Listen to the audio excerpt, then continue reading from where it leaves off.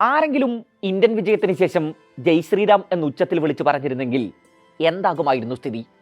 വിശ്വവേദിയിൽ mighty ഓസീസിനെ India കശക്കിയെറിഞ്ഞ് കലാശപ്പോരിന് ticket എടുത്തിട്ട് മണിക്കൂറുകൾ പിന്നിടുന്നേ ഉള്ളൂ. ജമീമ റോഡ്രിഗസ് പലരെയും വിളറി പിടിപ്പിച്ചു തുടങ്ങിയിരിക്കുന്നു. ഇന്ത്യയുടെ വിജയത്തിന് ശേഷം ഏതെങ്കിലും ഒരു താരം അതിന് പിന്നിൽ ഭഗവാൻ ശിവനാണെന്നോ ഹനുമാനാണെന്നോ വിളിച്ചു പറഞ്ഞിട്ടുണ്ടോ? ലോകകപ്പ് ഫൈനലിന് മണിക്കൂറുകൾ മാത്രം ബാക്കി നിൽക്കെ നടിയും BJP നേതാവുമായ കസ്തൂരി ശങ്കരന്റെ ആശങ്ക ഇതൊക്കെയാണ്. വനിതാ ക്രിക്കറ്റ് ചരിത്രത്തിലെ ഏറ്റവും വലിയ റൺചേസ് പിറന്ന നവി മുംബൈയിൽ ഇന്ത്യയുടെ ഹീറോയായിരുന്നു ജമീമ. അസാധ്യമെന്ന് തോന്നിയ ഒരു ലക്ഷ്യം. മുമ്പിൽ നിലവിലെ ചാമ്പ്യന്മാർ, 7 തവണ വിശ്വവേദിയിൽ കിരീടം ചൂടിയ മൈറ്റി ഓസീസ്. ജമീമ രാജ്യത്തിന്റെ പ്രതീക്ഷകളെ തോളിലേറ്റി ആ മാമത്ത് ടോട്ടലിന് മുകളിൽ കയറി നിൽക്കുന്നു. സമ്മാനദാന ചടങ്ങിനിടെ അവർക്ക് കരച്ചിലടക്കാനാകുന്നുണ്ടായിരുന്നില്ല. വിശ്വവേദിയിൽ അത്ര മികച്ച തുടക്കമായിരുന്നില്ല ജമീമയ്ക്ക് ലഭിച്ചത്. 2 തവണ സംപൂജിയായി മടങ്ങുന്നു. ഇംഗ്ലണ്ടിനെതിരെ പുറത്തിരിക്കേണ്ടി വരുന്നു. ഉള്ളിൽ സങ്കടക്കടലാണ്. ആരോടാണ് ഇതൊക്കെ പറയേണ്ടത്? ഉത്കണ്ഠ മനസ്സിനെ വരിഞ്ഞു മുറുക്കിയിരിക്കുന്നു. അമ്മയെ വിളിച്ച് കരഞ്ഞുകൊണ്ടേയിരുന്നു. ഒടുവിൽ ആ കംബാക്ക് സംഭവിച്ചു. Oh Jesus! അവർ തൻ്റെ ദൈവത്തിന് നന്ദി പറഞ്ഞു. ബൈബിൾ അവർക്ക് പ്രതീക്ഷയും പ്രത്യാശയും വേദനാസംഹാരിയും ഒക്കെ ആയിരുന്നു. സമ്മാനദാന ചടങ്ങിനിടെ ജമീമ ഇത് തുറന്നു പറയുന്നുണ്ട്. ക്രീസിൽ വെച്ച് ഞാൻ എന്നോട് തന്നെ സംസാരിച്ചു കൊണ്ടിരുന്നു.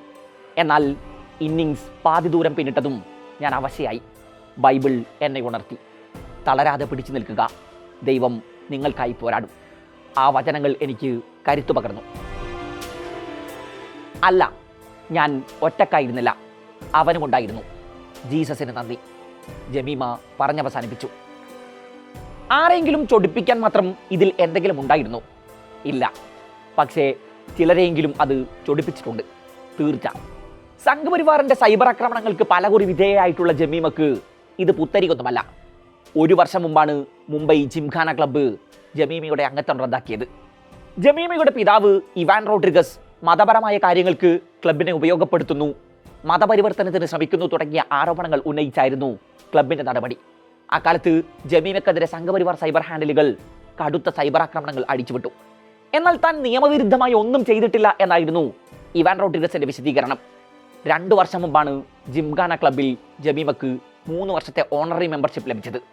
2024 ഒക്ടോബർ 20 ക്ലബ് അംഗങ്ങൾ പ്രമേയം പാസാക്കി ഈ അംഗത്വം റദ്ദാക്കി. ജമീമയെ ഒരു കാലത്ത് വളഞ്ഞിട്ടാക്രമിച്ച സംഘപരിവാർ ഇന്ന് മണ്ണിൽ തലതാഴ്ത്തിയിരിപ്പുണ്ടെന്നാണ് കഴിഞ്ഞ ദിവസം ഇന്ത്യയിലെ മുതിർന്ന മാധ്യമപ്രവർത്തകൻ രാജ്ദീപ് സർദേശായി പ്രതികരിച്ചത്. മതവിശ്വാസത്തിന്റെ പേരിൽ വേട്ടയാടപ്പെടുന്ന ഇന്ത്യയിലെ ആദ്യ ക്രിക്കറ്റ് താരമൊന്നുമല്ല ജമീമ.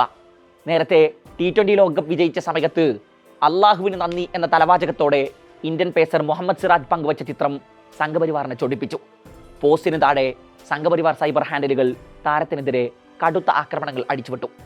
2021 T20 ലോകകപ്പിൽ ഇന്ത്യ പാകിസ്ഥാനോട് പരാജയപ്പെട്ടപ്പോൾ മുഹമ്മദ് ഷമിയെയാണ് സംഘപരിവാർ വേട്ടയാടിയത്.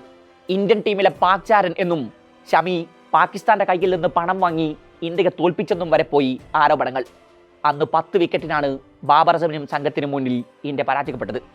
3.5 ഓവർ എറിഞ്ഞ ഷമി 11 എക്കോണമിയിൽ 43 റൺസ് വിട്ടു നൽകിയിരുന്നു.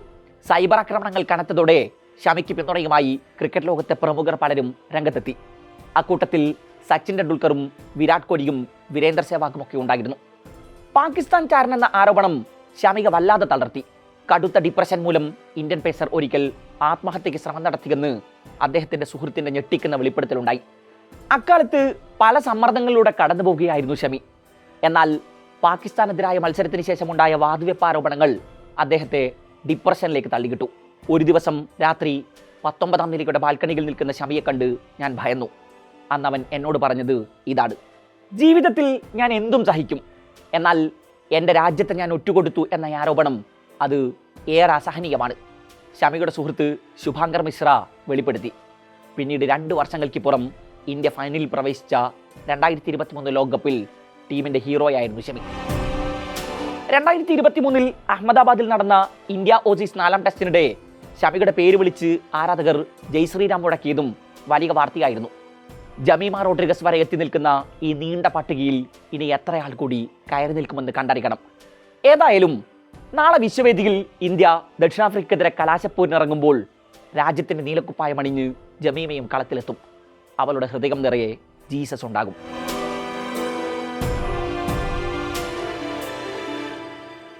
നന്ദി.